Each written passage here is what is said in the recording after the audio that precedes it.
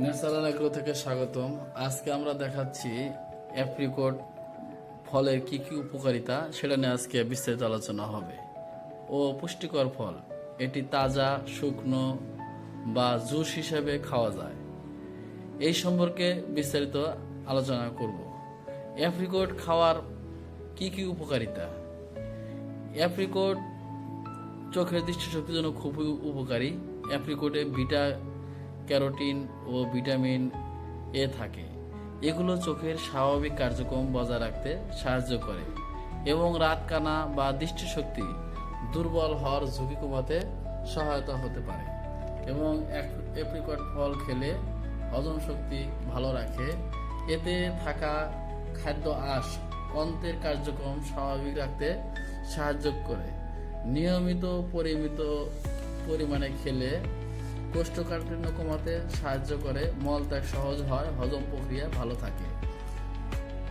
Apricot vitamin C, vitamin A ও antioxidant রয়েছে।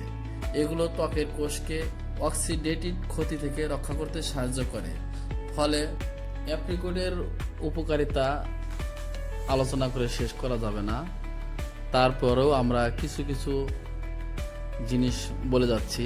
ওজন নিয়ন্ত্রণে সহায়তা করতে পারে। তাজা অ্যাপ্রিকট পানি ও খাদ্য আঁশ থাকে এবং এটি তুলনামূলকভাবে কম ক্যালোরিযুক্ত ফল।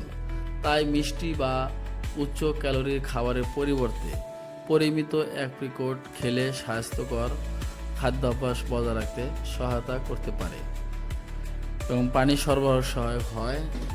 অ্যাপ্রিকট সাধারণত 3 ভাবে খাওয়া যায়।